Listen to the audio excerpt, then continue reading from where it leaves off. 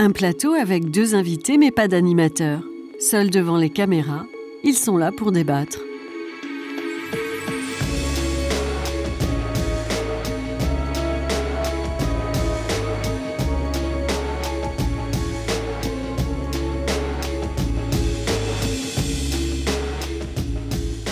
Alors on commence par vous, présentez-vous. Je m'appelle Pierre-Henri Couillon, je suis généticien et agronome de formation et j'ai aussi fait de la philo et de l'histoire des sciences pour essayer de comprendre pourquoi la science et la société interagissaient parfois aussi difficilement. J'étudie l'évolution, la façon dont les êtres vivants se sont constitués tels qu'ils sont et ma spécialité là-dedans c'est l'évolution du sexe. Pourquoi le sexe et puis comment le sexe? Même question, pouvez-vous vous présenter? Je m'appelle Jacques Balthazar, je suis biologiste et je dirige actuellement le groupe de recherche en neuroendocrinologie du comportement à l'Université de Liège. Je m'intéresse donc au rôle des hormones sur le cerveau et sur le comportement. Dans ce cadre, je viens de publier récemment un livre sur les bases biologiques de l'homosexualité. Top chrono, vous avez maintenant 30 minutes pour converser, avec la lumière rouge qui s'allumera si on le juge utile.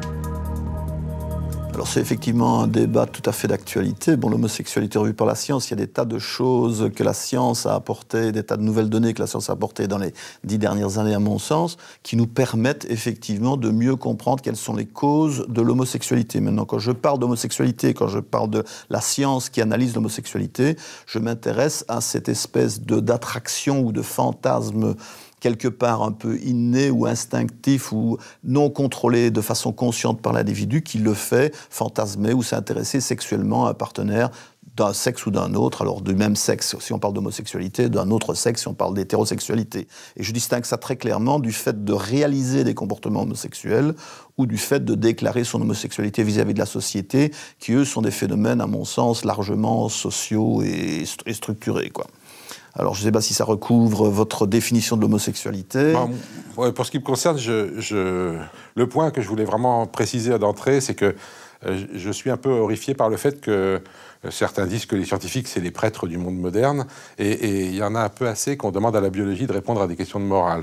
La biologie, c'est une science de la nature, elle nous dit comment ça marche, on trouve dans la nature de l'infanticide, on trouve des comportements altruistes ou en tout cas d'entraide, et donc c'est pas dans la nature qu'on peut trouver le bien et le mal, c'est dans la philosophie.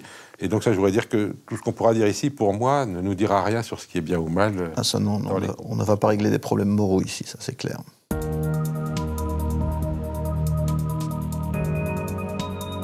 Déjà, rien que l'idée de part des gènes me pose un problème, parce que, évidemment, chaque être vivant est constitué à partir de son génome et puis de l'environnement dans lequel il s'est développé. Il y a des gens obèses et des gens pas obèses. Je peux regarder quelle est la part de l'obésité que je peux, dans la population actuelle, attribuer à la présence d'un gène ou d'un autre.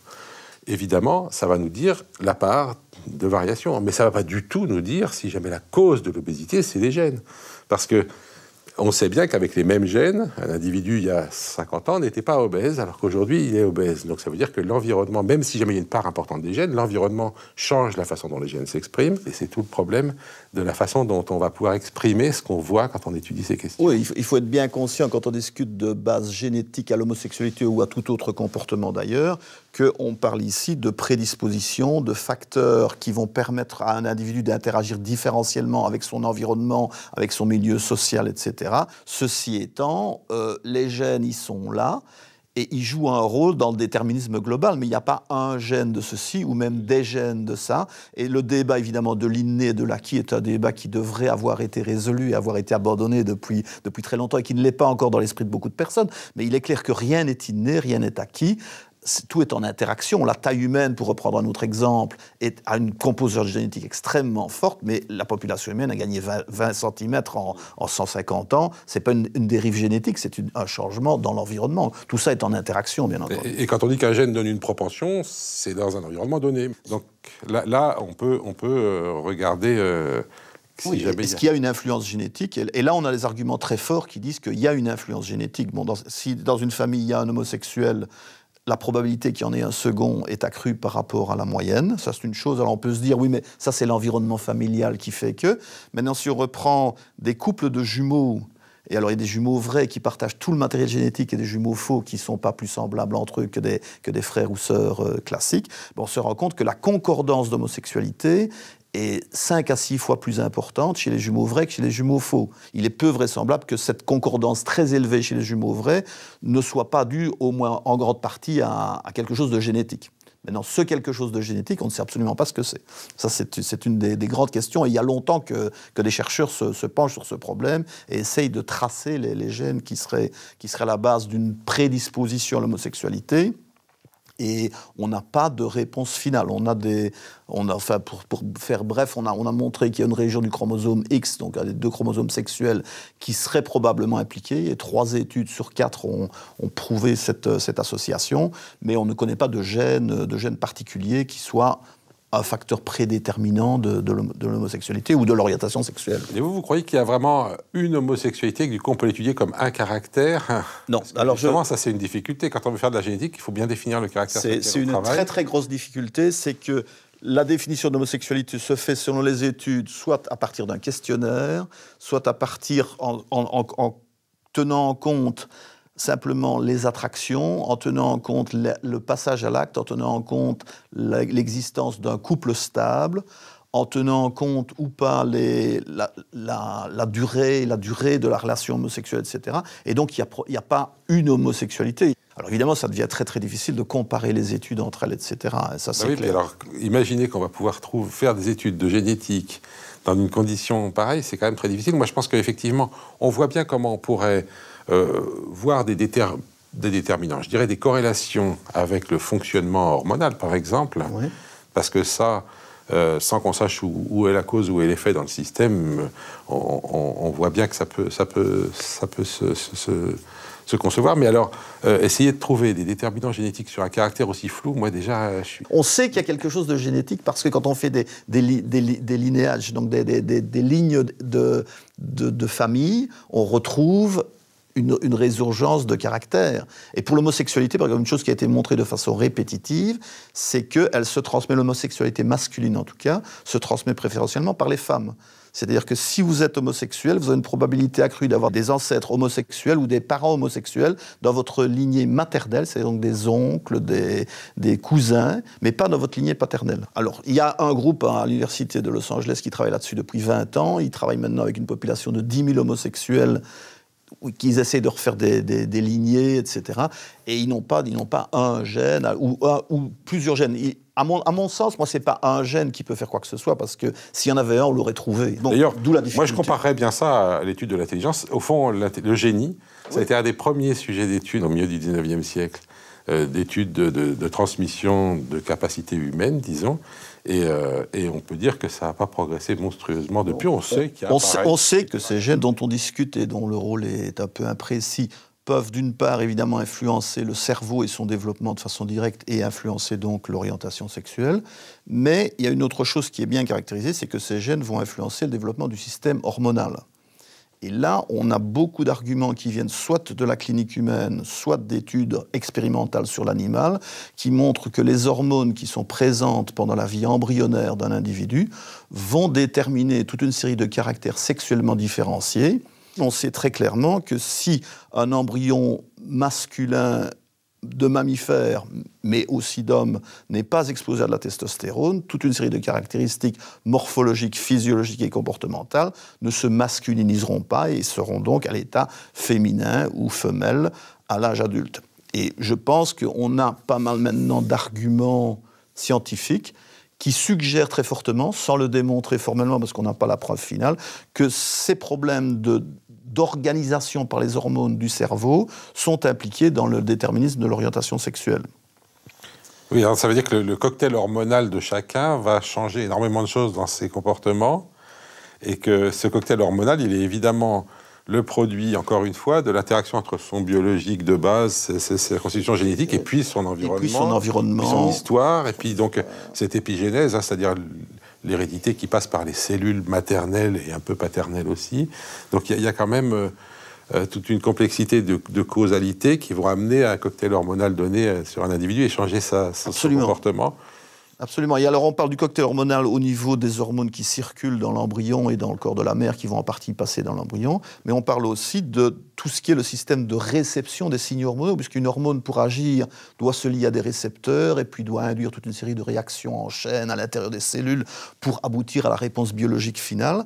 Tout ça peut évidemment être modulé par l'environnement, par les gènes, par le stress que va subir une mère, par un phénomène d'infection, je ne sais pas, un phénomène d'exposition à une drogue donnée pendant la vie embryonnaire. Et tout ça, potentiellement, peut modifier un flux de chaînes causales qui amène au développement d'une structure particulière du cerveau et d'un comportement qui est associé.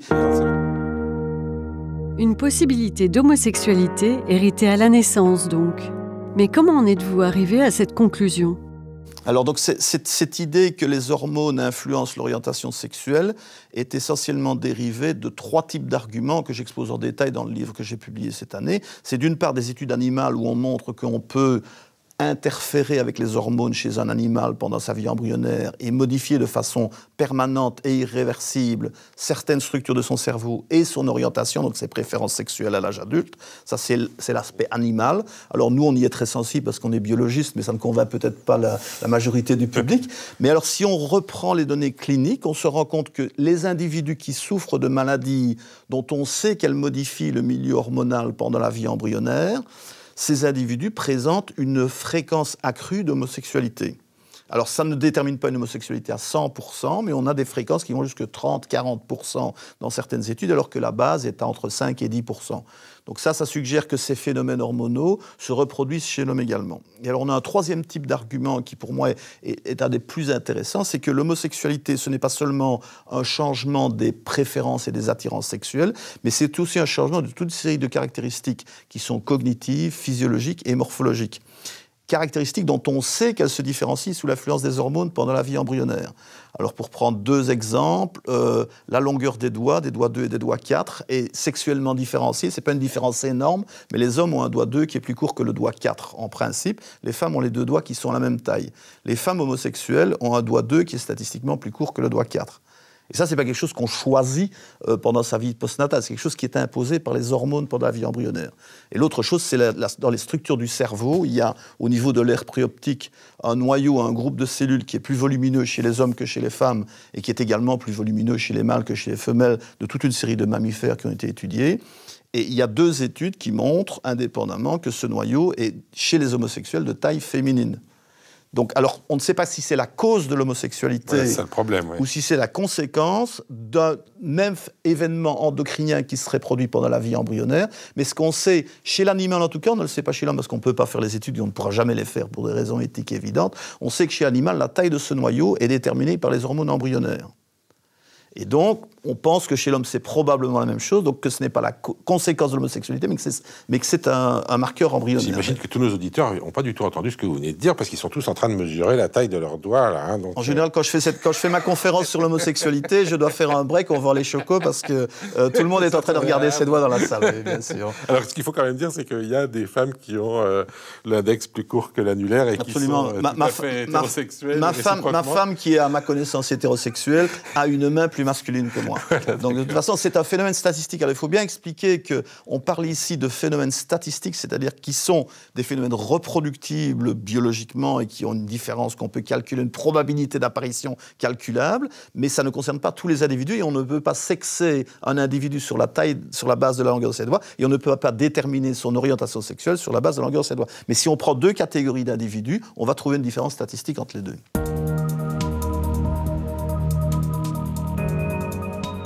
On en est arrivé à se demander si on trouvait ça chez les animaux, des comportements homosexuels. Et alors, évidemment, là, on tombe sur un problème de définition un peu plus compliqué encore que chez les humains, parce qu'on fait de l'anthropomorphisme, on regarde 2 mâles en train de copuler, puis on se dit, ils sont homosexuels, mais en fait, alors, selon les espèces animales, on va trouver qu'il s'agit d'un comportement social absolument standard. Chez les bonobos, par exemple, si jamais 2 mâles sont en train de se battre, eh bien, un 3e peut venir copuler avec chacun des 2 et ça va les calmer tous les 2. Ça gère les relations sociales. Voilà, donc effectivement, on voit bien que là, il s'agit pratiquement plus du tout de ce qu'on appelle l'homosexualité chez les humains.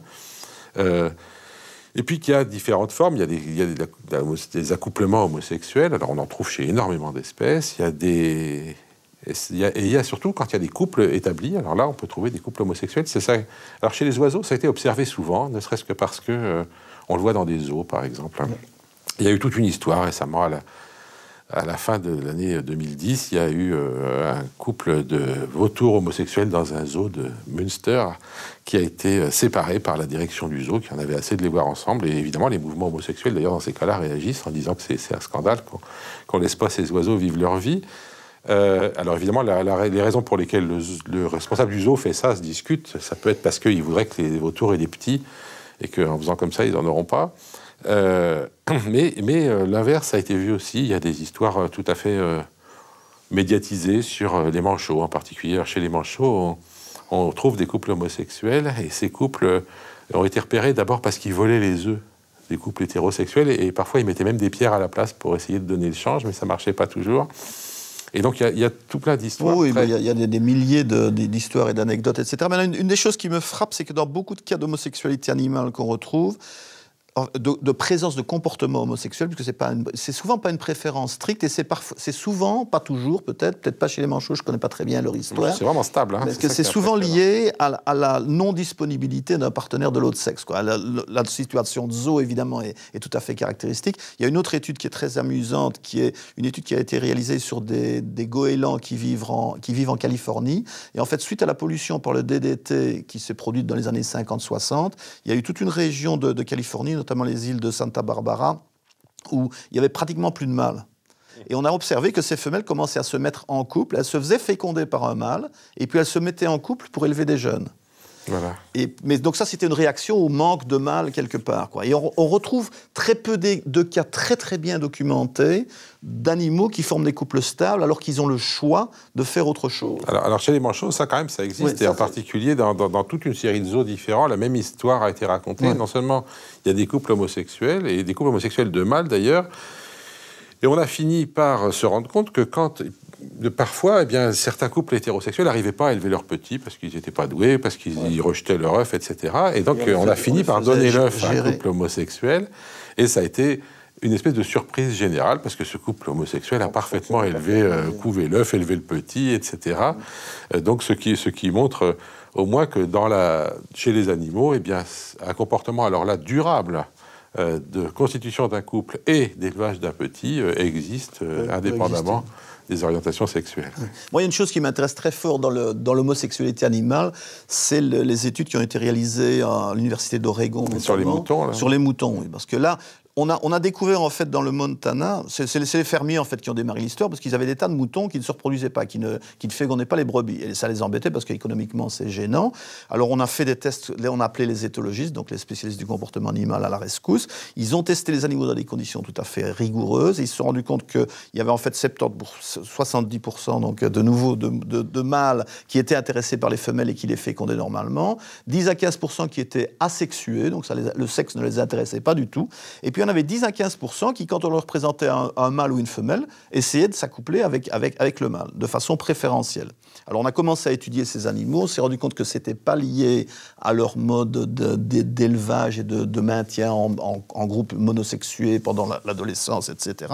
Et puis on s'est rendu compte qu'il y avait dans leur cerveau, donc je reviens à mon petit noyau qui est dans l'aire préoptique, il y avait dans leur cerveau, au niveau de cette aire préoptique, donc qui est située juste devant le croisement des deux nerfs optiques, un groupe de cellules qui est plus volumineux chez les mâles que chez les femelles, exactement comme chez le rat, exactement comme dans l'espèce humaine, et chez le mâle intéressé par les mâles de taille féminine. Il est 2 fois plus petit que chez un mâle intéressé par les femelles. Alors ce qu'il y a d'encore plus interpellant dans ces moutons, c'est que on a pu montrer que ce noyau se différencie pendant la vie embryonnaire entre le 30e et le 120e jour de gestation, sous l'influence de la testostérone. Donc on peut donner de la testostérone à un embryon femelle et il va développer un noyau de taille masculine. Et des comportements masculins avec ou pas alors les animaux n'ont pas été testés comportementalement parce que c'est des études qui sont coûteuses, etc. Donc on tue les embryons à la naissance, ou on les tue à 120 jours d'incubation, des choses comme ça, parce que c'est des embryons qui ne pourront pas aller à la reproduction. Mais ces études démontrent en tout cas formellement que ce noyau se différencie bien avant l'apparition des comportements. Il ne peut pas être la conséquence des comportements. Okay. Donc il pourrait en être la cause, ça on ne le sait pas formellement. Parce soit il y a une cause commune, soit c'est évident. Soit il y a une cause commune, donc il y a de la testostérone élevée ou basse qui induit d'une part l'homosexualité, l'hétérosexualité et la taille du noyau, soit la testostérone induit la taille du noyau qui induit l'orientation sexuelle. Donc ça, des comportements d'accouplement homosexuel, on en trouve chez les dauphins, on en trouve chez tous les mammifères. Alors chez les insectes, ça devient vraiment compliqué parce que il y a bien des cas, il y a même des petites histoires comme celle de ces punaises qui ont un système sexuel tellement compliqué que les mâles ont décidé de s'en débarrasser. Hein, les femelles, chez les punaises, ont développé des organes sexuels de plus en plus complexes et l'organe sexuel du mâle est devenu de plus en plus complexe pour s'y adapter. Et un beau jour, dans une espèce, ils ont trouvé que ça devenait trop compliqué. Les mâles ont décidé de faire simplement un trou dans la coque de la femelle et puis d'injecter des spermatozoïdes dedans. Et puis, ça marchait. Tant qu'à faire de faire ça, ils peuvent aussi le faire avec des mâles, puisqu'il n'y a plus rien qui limite. Donc, effectivement, il semble même d'ailleurs que les mâles puissent devenir pères, enfin... puissent fabriquer des descendants de cette façon, parce qu'une fois qu'ils ont mis des spermatozoïdes dans un autre mâle, si ce mâle copule avec une femelle, leurs spermatos pourront repasser dans une femelle. Mais là, je crois que c'est vraiment plus du tout ce qu'on appelle de l'homosexualité. Je crois qu'on parle de curiosité biologique. Voilà, là, ouais. Et là, on pourrait digresser pendant très longtemps. C'est ça la difficulté, c'est qu'au fond, quand on regarde la diversité de tout ce qu'on trouve dans l'ensemble du monde vivant, les comportements de copulation entre individus du même sexe, au bout d'un moment, ça n'a plus rien à voir avec ce qu'on appelle l'homosexualité. Oui, on ne retrouve quelque chose de comparable à l'homosexualité, à mon sens, que chez le mouton, et alors chez les rongeurs, chez le rat et la souris, mais suite à traitement hormonal alors. Alors, il y a deux types d'expériences qui ont été faites. D'une part, c'est sur des animaux adultes, on peut leur léser ce petit noyau de l'aire préoptique qu'on a déjà mentionné, et ça fait que des animaux qui passaient l'essentiel de leur temps dans un compartiment qui contient une femelle dans une cage à 3 compartiments, vont maintenant passer l'essentiel de leur temps dans le compartiment contenant un mâle, et vont se laisser monter par ce mâle de façon préférentielle à la notion d'aller monter la femelle. Ils ne sont pas 100% homosexuels, mais ils sont en tout cas bisexuels avec une très forte tendance homosexuelle. Ça, c'est une chose qui a été faite sur le rat, sur la souris et sur le furet. L'autre chose qu'on peut faire, c'est modifier le milieu hormonal embryonnaire chez l'animal, et donc soit remettre de la testostérone chez une femelle, soit empêcher la testostérone d'agir par différents bloqueurs pharmacologiques chez le mâle, et on va, ce faisant, modifier les préférences sexuelles des animaux à l'âge adulte, donc ces préférences de nouveau mesurées dans une cage à 3 compartiments. Donc par exemple, un rat femelle qui a été exposé de la testostérone pendant la période qui entoure sa naissance, la semaine qui précède la naissance et les 2 ou 3 semaines qui suivent, va à l'âge adulte être intéressé par les autres femelles sexuellement. Un rat mâle chez qui on a empêché la testostérone d'agir va être intéressé par des rats mâles lui-même. Et corrélativement, la taille de son noyau dans l'aire préoptique va également avoir été modifiée dans le sens féminin. Alors c'est un peu inquiétant votre truc là, on se dit que peut-être qu'il y a des gens qui pourraient vouloir influencer la façon dont un enfant va se comporter plus tard en agissant dessus. Et ça a été proposé, même. Il y a un chercheur qui s'appelle Günther Dörner qui travaillait en Allemagne de l'Est dans les années 50, 60 et 70, donc, qui avait l'aval du gouvernement et qui proposait très clairement de traiter tous les embryons mâles à la testostérone pour s'assurer qu'il n'y aurait pas d'homosexuels qui naîtraient dans la population. Mais il est clair que le fait de comprendre les bases d'un comportement amène à pouvoir le moduler. Et ça se fait déjà dans des tas de domaines où on a des techniques de manipulation comportementale qui existent, évidemment.